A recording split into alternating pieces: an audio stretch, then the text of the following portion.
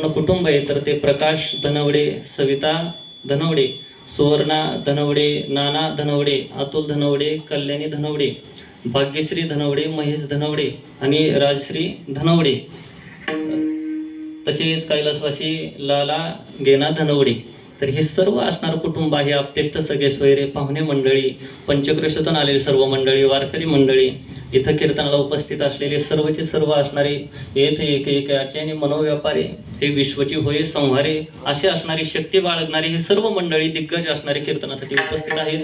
आणि समोर बसलेले प्रभू तुम्ही महेशाच्या मूर्ती, ऐका नाही, तुम्ही साक्षात भगवान शिव आहात. आणि इथं येत बेल जरी गंगावती तरी स्वीकारा की जे असं म्हटलेलं आहे. हे जे माझं थोडके मोडके शब्द येतं ज्ञानोबरायांच्या भाषेत, हे जरी असणारे चुकीचे आले कसे आले तरी तुम्ही ते असणारं एक आनंदाने स्वीकार करा ना. तरी बाळक बोबडा बोले का वाकडा विचुका पावले ते चोज करून मावले रिजे देवी विठ्ठल विठ्ठल.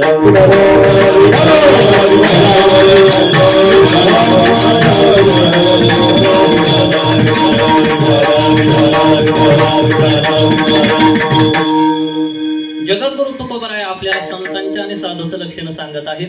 आता संत नेमकं म्हणायचं कोणाला, साधू नेमकं म्हणायचं कोणाला? ज्यांना देवाचं आवडत नाही बरं का, त्यांना संत म्हणायचं. मग काय आवडतं त्यांना?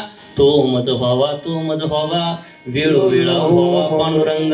आपल्याला देवाचं आवडतं. लक्षात ठेवा, देवाने ही सृष्टी निर्माण केलेली, ही सगळी सृष्टी आपल्याला आवडते. आपल्याला पत्नी, मुलं, घरदार, प्रॉपर्टी, गाडी, बंगला, पैसे, हे सगळं आवडतं. हे सगळं आहे कोणाचं? तर हे सगळं आहे देवाचं. लक्षात ठेवा. मग देवाचं आवडलं नाही पाहिजे आपल्याला.